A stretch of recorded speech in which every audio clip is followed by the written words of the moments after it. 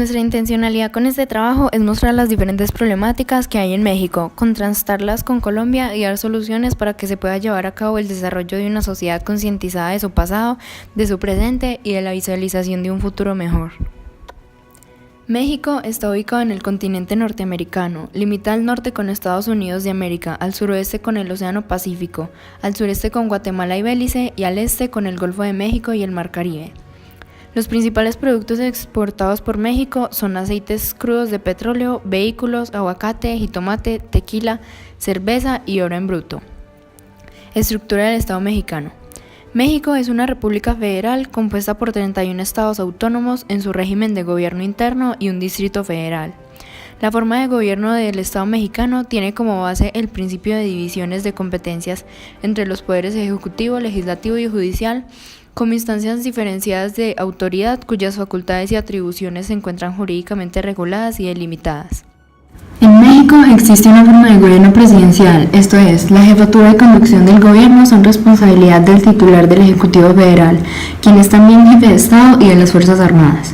Los órganos de vigilancia y control están conformados por los órganos internos del control, OIC, y los delegados y comisarios públicos propietarios, DC.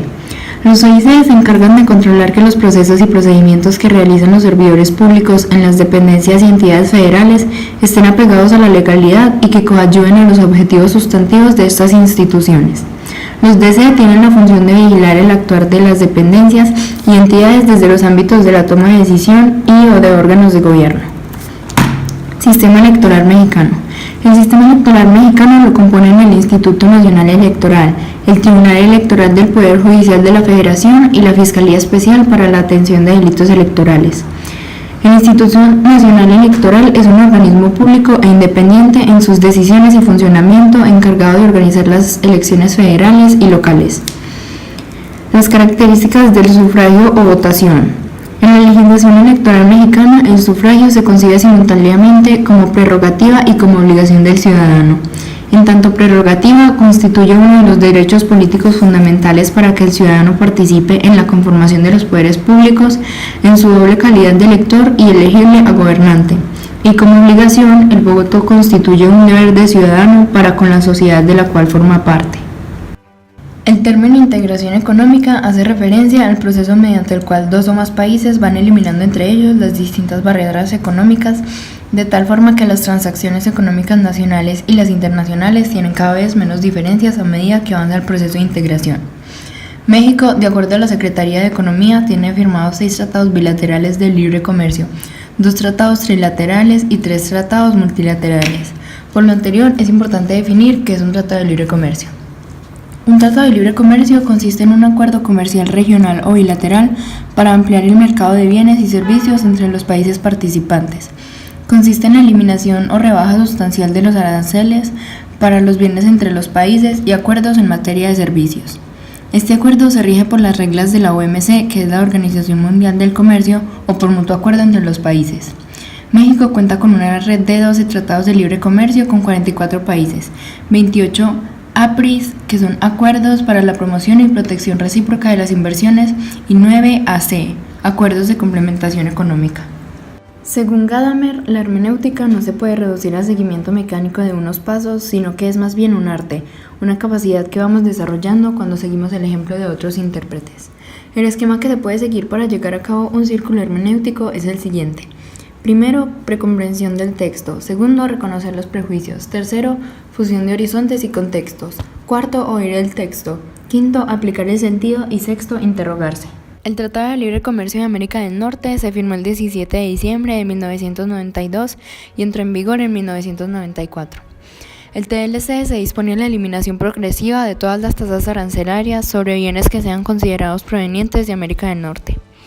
Los 3 países confirman su compromiso de promover el empleo y el crecimiento económico en la región mediante la expansión del comercio y las oportunidades de inversión.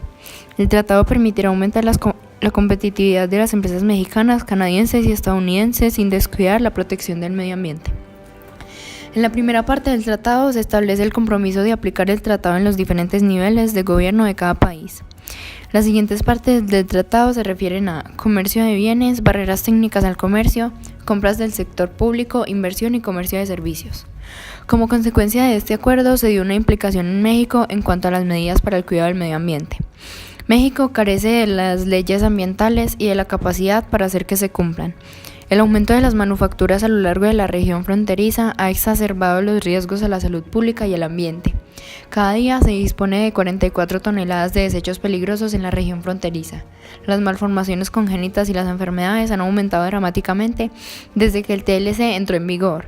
El modelo de desarrollo de México insustentable basado en la exportación está acabando con los ecosistemas de México.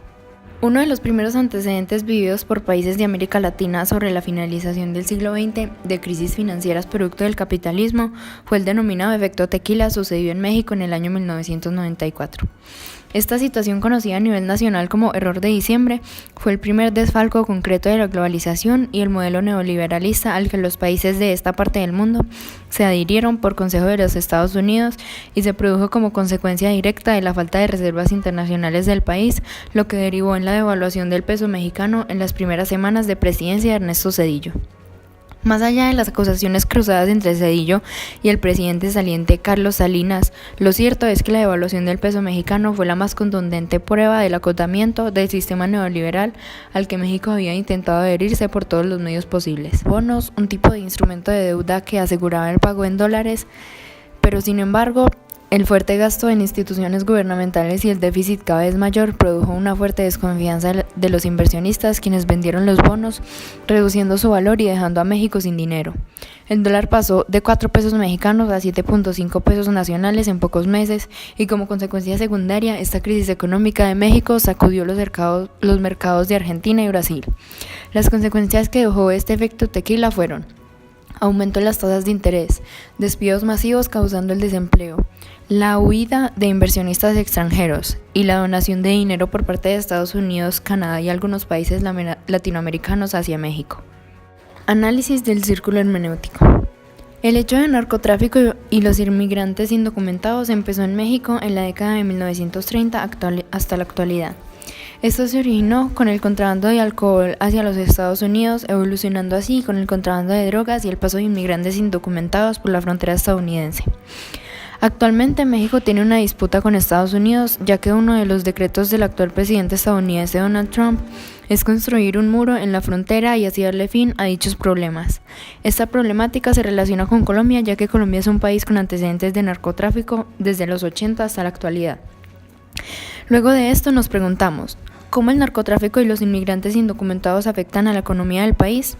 Esto lo afecta ya que muchas empresas de talla mundial les da miedo invertir en un país con altos porcentajes de violencia, corrupción y narcotráfico, lo que hace que su economía disminuya y cause desempleo y pobreza, haciendo que los mexicanos busquen el camino más fácil, el camino de la ilegalidad. Las principales problemáticas que pudimos evidenciar en México desde los últimos 30 años son la pobreza, el desempleo, el comercio informal, diversas formas de delincuencia, el narcotráfico, el contrabando, la inmigración de mexicanos a Estados Unidos, la fuga de capitales, la corrupción, la contaminación y destrucción del medio ambiente y la impunidad. ¿Qué solución le darías a las problemáticas tanto del Tratado de Libre Comercio de América del Norte como las problemáticas del gobierno mexicano? En los tratados de libre comercio siempre hay dificultades. Muchas veces el país que recibe el producto considera que le está quitando espacio para la gente que va a trabajar en ese país. Por decir algo, si los autos no se produjeran en México, si no se produjeran todos en los Estados Unidos, habría más mano de obra en los Estados Unidos trabajando en la producción de coches. Pero se producen en México, entonces se genera una posibilidad de trabajo para México. Esas desigualdades que se puedan presentar, esas incomodidades que se puedan presentar, porque cuando se abre un tratado de libre comercio no solamente es para exportar, sino para importar. Si yo importo un producto, la economía mexicana se va a sentir resentida, porque va a decir, ¿por qué lo importa si nosotros no podemos producir? Entonces la política que se trazó en México fue, lo más que podamos exportar, hagamos, para que con esos ingresos podamos tener dinero suficiente que nos permita o desarrollar internamente nuestros productos o comprarlos en cualquier sitio del mundo. En la parte económica y social, lo que se está buscando es cada vez que más compañías se asienten en México. Originalmente solo hacían maquila, pero ahora están haciendo producción entera en México y se está cambiando a unos campos que antes no se tocaban, como es el caso de servicios, como es el caso de agricultura. Entonces se está facilitando el suelo mexicano para que ahí se produzcan productos agrícolas que puedan ir al mercado norteamericano. Pero también se están generando sitios en los cuales ingenieros de diferentes sitios con ingenieros mexicanos producen para el mercado del Tratado de Libre Comercio. Entonces hay múltiples situaciones que se dan para buscar soluciones a las diferentes problemáticas que tienen los países. Gracias. Antonio Picón, cónsul de México para Antioquia, Chihuahua. Entonces, la primera es, ¿de qué manera se benefició México con el Tratado de Libre Comercio de América del Norte en el que están Estados Unidos y Canadá? Normalmente los tratados de libre comercio han sido diseñados para facilitar el intercambio comercial entre los diferentes países.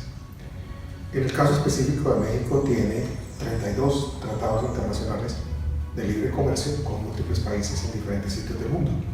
Eso hace que los productos mexicanos puedan estar localizados en muchos sitios. Con la frontera americana tenemos una relación que permite miles de productos puedan pasar de México a los Estados Unidos y de los Estados Unidos a Canadá. Entonces se utilizan fronteras que permiten a través de las carreteras llevar esos productos y evitar los extracostos que pudieran representar hacerlas por avión. Un ejemplo, las flores de Holanda están siendo cultivadas en México. Antes las traían en avión de Holanda a los Estados Unidos, hoy se cultivan en México y esas flores van a los Estados Unidos vía carretera. Ha crecido en múltiples productos el intercambio. Podemos iniciar por la parte de carros, televisores, equipos de sonido. Hay una cantidad de productos que antes se generaban en China y ahora se hacen en México, en la frontera, para el mercado americano, aprovechando precisamente las diferencias de aranceles que permiten que el producto vaya. Eso ha generado también una situación y es que van a encontrar personas que trabajan del lado americano pero viven del lado mexicano, aprovechando la frontera. Y esos productos que van y vienen de la frontera, en algunos casos como los carros, pasan 6 o 7 veces en la frontera, porque entran las autopartes, se ensamblan, van a hacer un proceso en México, regresan a los Estados Unidos y estamos en ese tipo de intercambio. Ha crecido mucho la balanza comercial entre los dos países, o entre los 3 países, gracias al intercambio. En cuanto al gobierno mexicano. Bueno, hay múltiples problemas que los gobiernos de los diferentes países tienen. Podemos revisar primero los problemas de tipo económico, lo segundo los problemas de tipo social, hay nuestro tercer problema que son los de violencia. Entonces, en lo de parte económica lo que se persigue es crecer cada vez la actividad comercial entre México y los diferentes países del mundo. En la parte social lo que se persigue es que la desigualdad existente dentro de los diferentes ciudadanos que viven en México cada vez sea menor, buscando fuentes de empleo para las personas de bajos recursos. Y en la parte de narcotráfico y violencia, lo que se persigue es una acción de la fuerza pública para contener la situación de violencia generada por el narcotráfico, evitar el consumo y a su vez disminuir el tráfico interno que se está generando en México. Ese es un problema que no solamente es de México, sino de muchos países, y por eso se necesita el acompañamiento de otros países para tratar de resolver.